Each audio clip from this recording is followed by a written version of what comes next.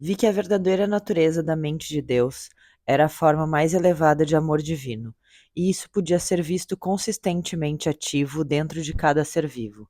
Como mencionei acima, a partir desse conhecimento, fui capaz de realizar milagres e controlar os elementos quando apropriado e necessário.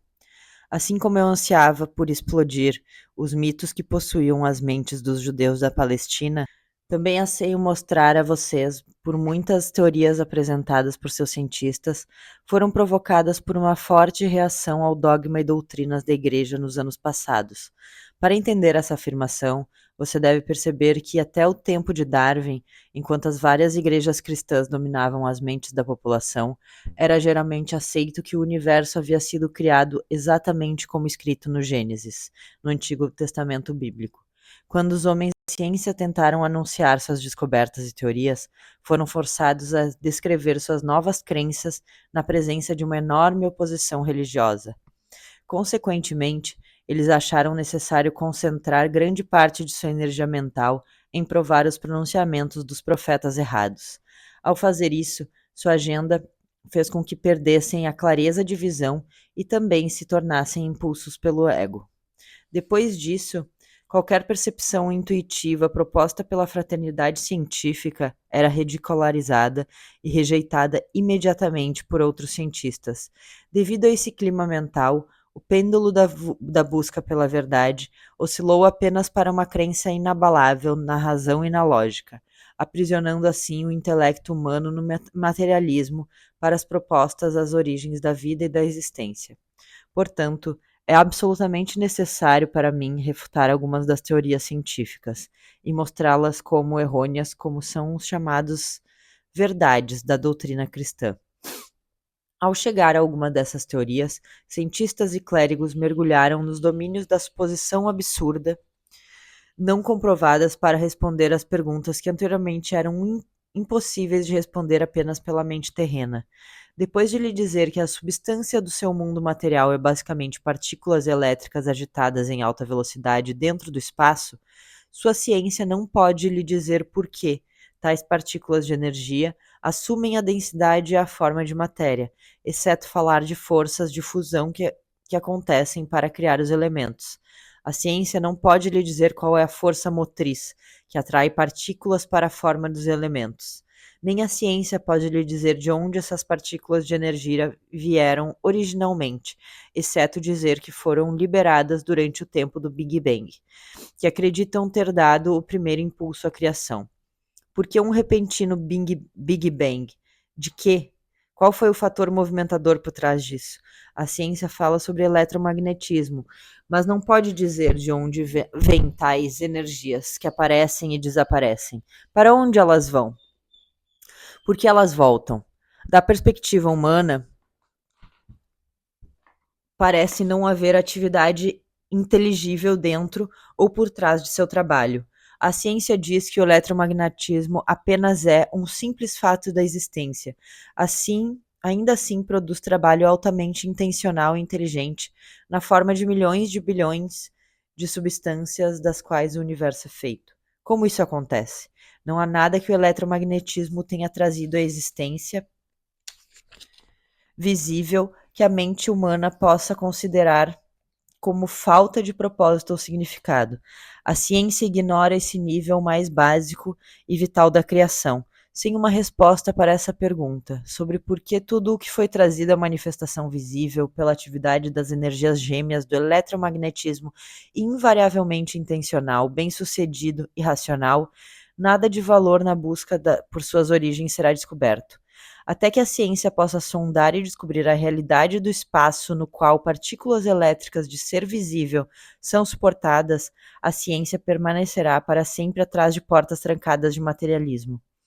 Ela estará barrada para a verdade eterna e a sabedoria universal e aprisionada dentro do cativeiro da razão sozinha. Razão é que é exclusivamente o produto da atividade finita das células cerebrais e é a verdadeira natureza do espaço que pretendo apresentar a vocês. Mas antes de prosseguir com isso, devo primeiro trazer muitas perguntas altamente pertinentes à sua atenção.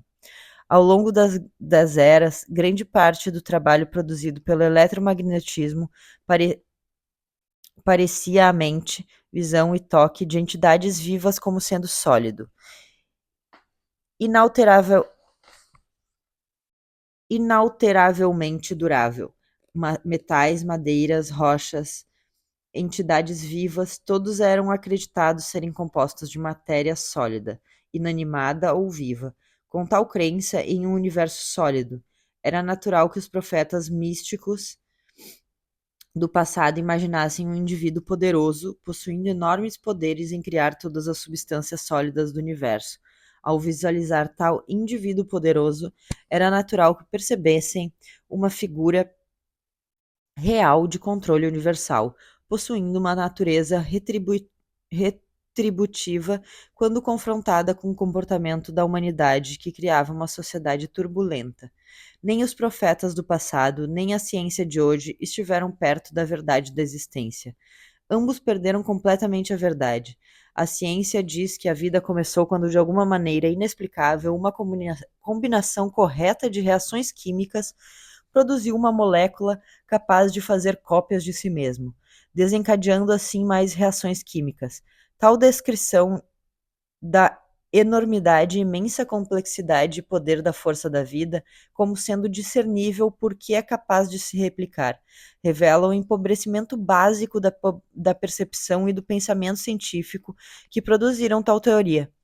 Além disso, a sugestão de que tal combinação de produtos químicos inanimados poderia se juntar de uma maneira específica, acidentalmente, para produzir um resultado tão surpreendente de autorreplicação permanece inquestionada cientificamente. Isso ocorre porque a mente humana finita, mesmo que científica, não pode lidar com tal estranha eventualidade de autorreplicação não iniciada. É sugestivo demais de uma ocorrência mágica, de alguma intervenção de uma fonte inimaginável que os homens científicos não se atrevem a contemplar com medo de ridículo.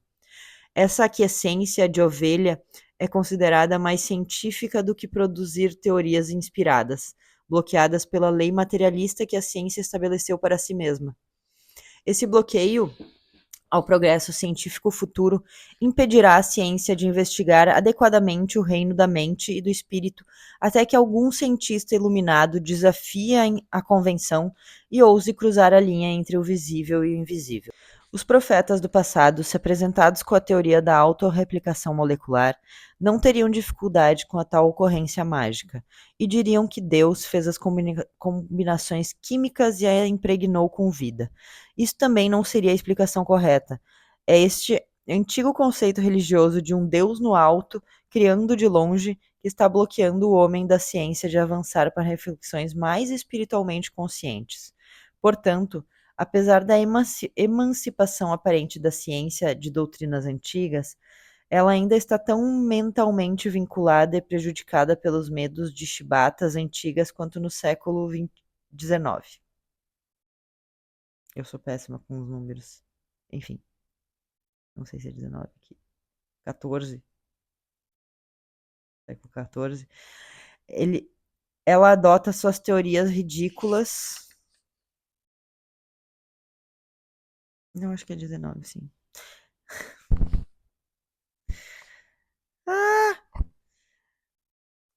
Ela adota suas teorias de ridículas porque ainda não percebeu a realidade de nossa fonte de ser por trás e dentro da molécula viva, continuando sua história de criação.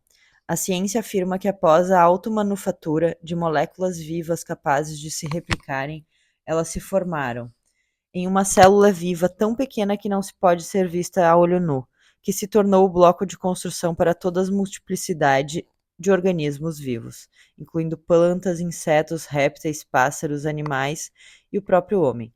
Portanto, todas as coisas vivas têm um ancestral comum, a primeira molécula viva.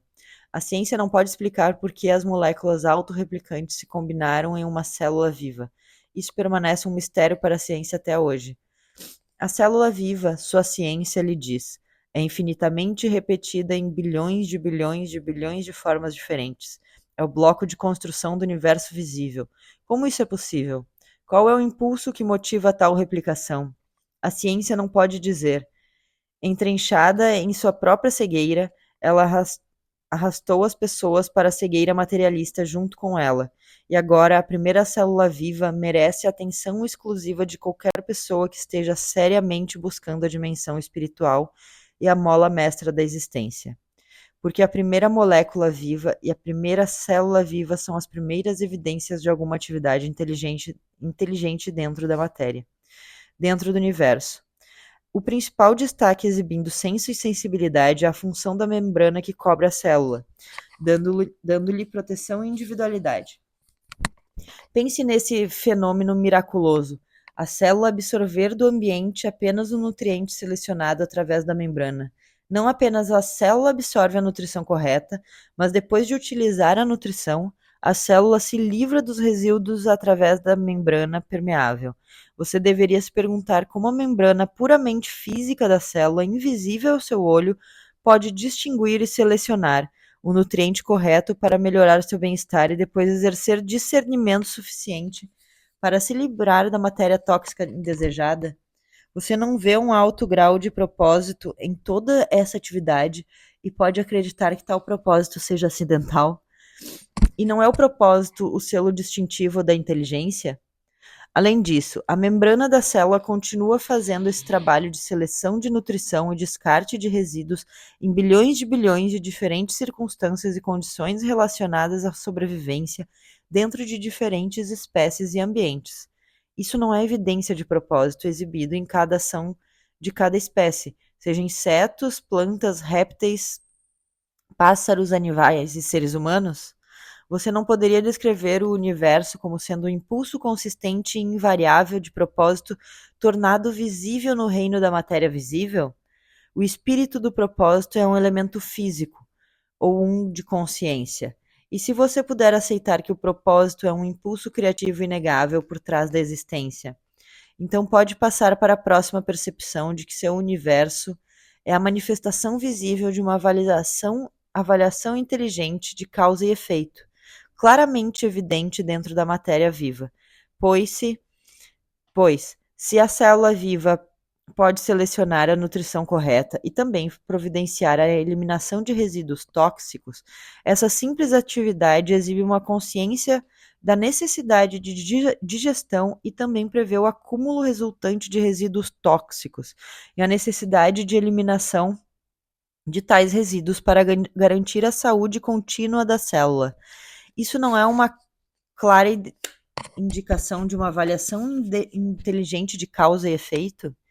Além disso, a ciência diz que a célula contém um núcleo que poderia ser comparado ao cérebro de um ser humano, já que transmite mensagens e sua função mais importante é o armazenamento de informações. A biblioteca, que contém não apenas os detalhes relacionados a uma célula, mas também todo o corpo no qual reside. Na verdade, ao investigar pela ciência, parece que a célula em si é um sistema de mensagens químicas realizada de forma intencional, inteligente e inteligível. Como isso poderia acontecer se as origens das moléculas da célula fossem apenas elementos químicos inanimados? Você discordaria que por trás de cada mensageiro, como uma mensagem para transmitir, há pensamento inteligente e sua consciência? E veja como são precisas as mensagens transferidas da célula para garantir replicação precisa de certas espécies por milhões de anos. Em que ponto da criação, então, a consciência se infiltrou nos organismos vivos?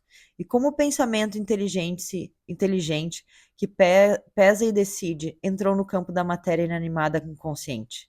Sem uma consciência inerente, não pode ocorrer tanta atividade informada e informativa em uma célula visível ao olho vivo.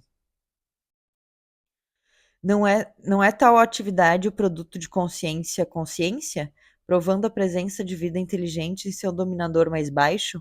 Além disso, uma única célula viva, na forma de uma bactéria, pode se mover por conta própria e viver sua própria vida especializada, frequentemente emocionante, dentro do ambiente, ou como um vírus fazendo seu trabalho especializado mortal de atacar alvos específicos dentro de organismos vivos. Alternativamente, a célula pode estar fixada dentro de um organismo, realizando seu próprio trabalho, alternadamente importante de construção e manutenção de alguma parte do organismo.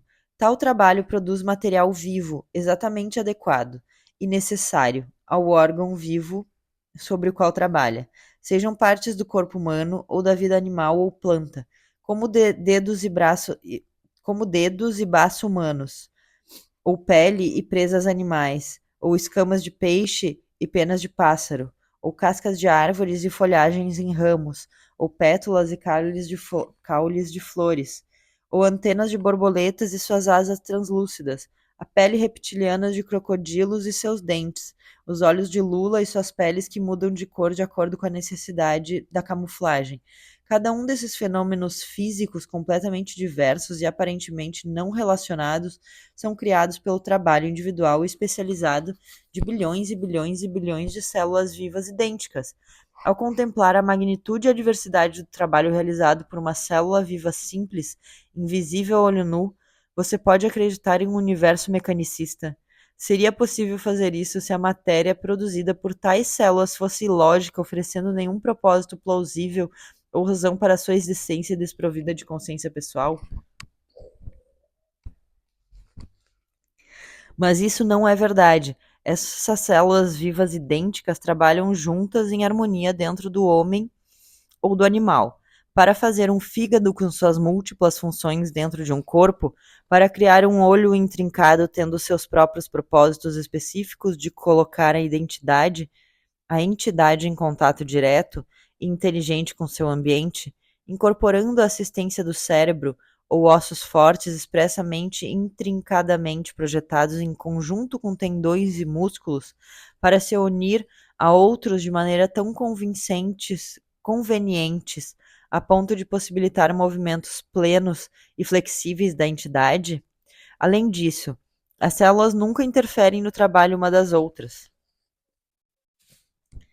Ao criar um rim, elas não começam de repente a fazer uma orelha. Ao criar cabelos, elas não começam repentinamente a fazer pele. Não, as células criam o couro cabeludo e as mesmas células criam o cabelo.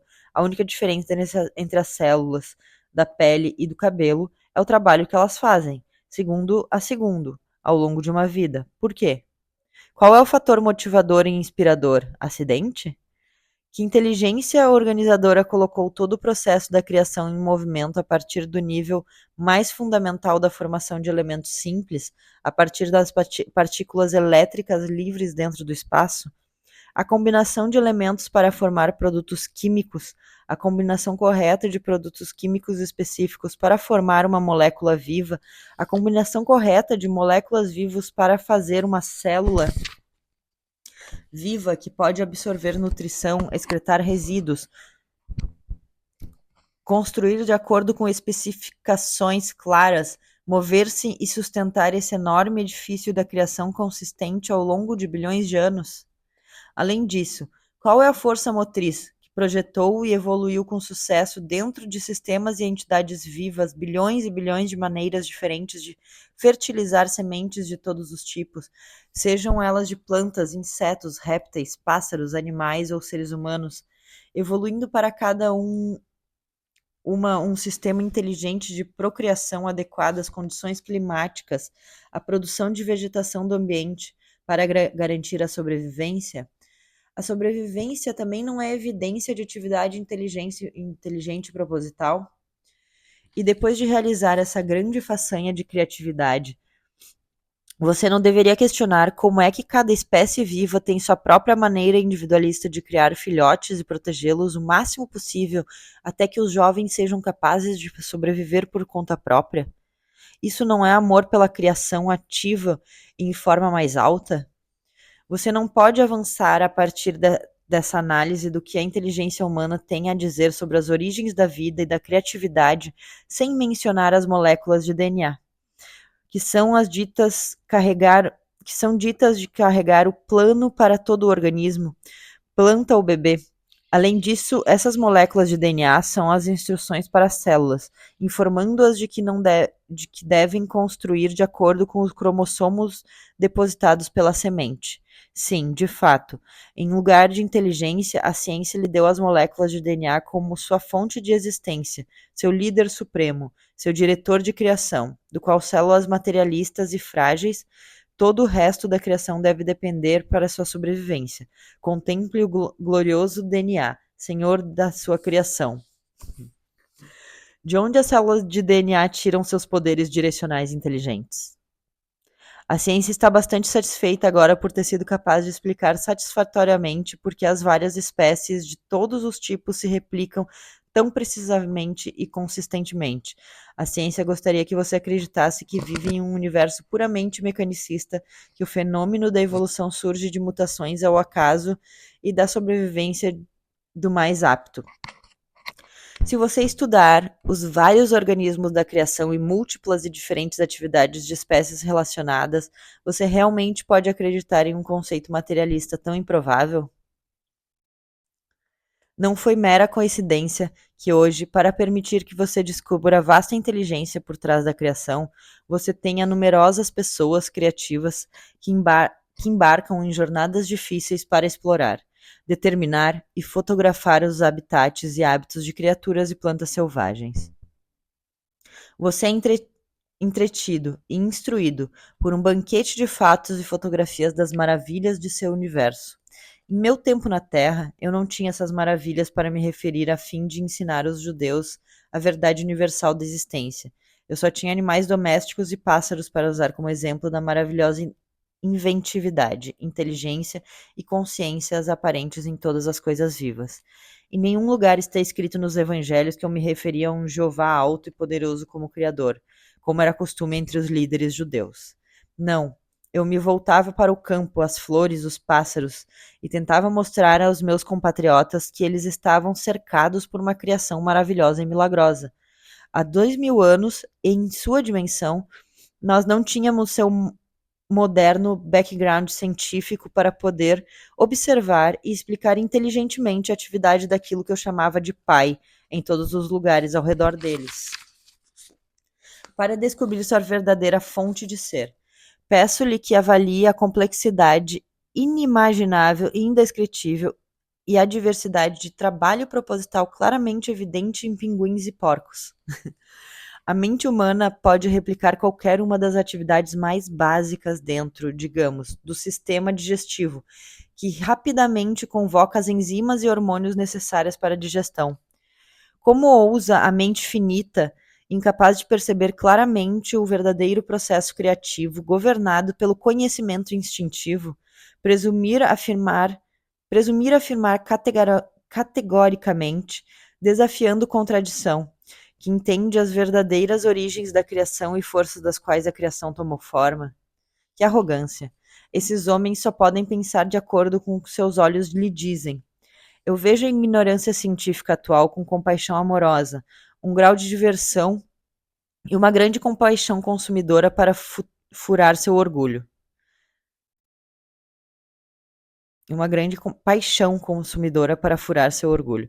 Pois, até que alguém possa penetrar em sua autossatisfação e posição de infalibilidade, um verdadeiro acasalamento de verdades eternas e conhecimento científico humano nunca poderá ocorrer. Mas deve acontecer, caso contrário, a evolução espiritual humana permanecerá estagnada. A mente científica está muito cheia de sabedoria finitamente elaborada, fórmulas e equações aceitas e necessidades de aprovação de seus colegas, para permitir uma penetração mística por inteligências superiores. Em meu nome, peço aos leitores dessas cartas que formem uma associação para desafiar a ciência e perguntar em que ponto da evolução do mundo material é a consciência primeiro discernível. Repito e quero dizer o que digo. Pergunte ao cientista em que ponto da evolução do mundo a consciência é primeiro discernível. Na célula viva?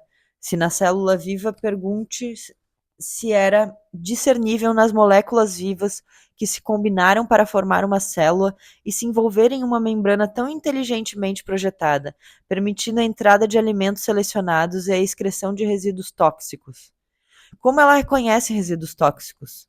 E se fosse admitido que a consciência poderia estar presente nas moléculas vivas, você não deveria perguntar se as propriedades químicas que se tornaram uma molécula viva não possuíam elas mesmas consciência, que eventualmente as impulsionou e as levou a combinar-se para formar uma molécula? E tendo retrocedido até agora as origens da existência, as propriedades químicas, você ainda deve questionar por que a consciência deveria apenas se tornar uma presença viável dentro dos produtos químicos? Por que não nos elementos nos quais Por que não nos elementos nos quais a individualidade primeiro tomou forma? E se nos elementos, por que deveria ser negado que a consciência impulsione as partículas elétricas para formar os elementos? É racional negar tal possibilidade? E tendo alcançado tal possibilidade, você não deveria ir mais longe e perguntar de onde vem o eletromagnetismo? Qual é a realidade da eletricidade, além dos raios de luz ferozes que agora descritos pela ciência como fótons e elétrons? E qual é a realidade do magnetismo além das energias duplas de ligação e rejeição? Impulsos energéticos que trouxeram estabilidade e ordem ao caos? Pergunte à ciência: de onde vem o eletromagnetismo que é responsável pelos passos mais básicos da criação de um universo ordenado e organizado de uma complexidade e diversidade inimagináveis? Agora tentarei expressar em suas palavras aquilo que está além de todas as palavras e atualmente além de toda compreensão terrena individualizada. Portanto, o intelecto, embora auxilie o cérebro a entender intelectualmente as realidades espirituais que estou colocando diante de você,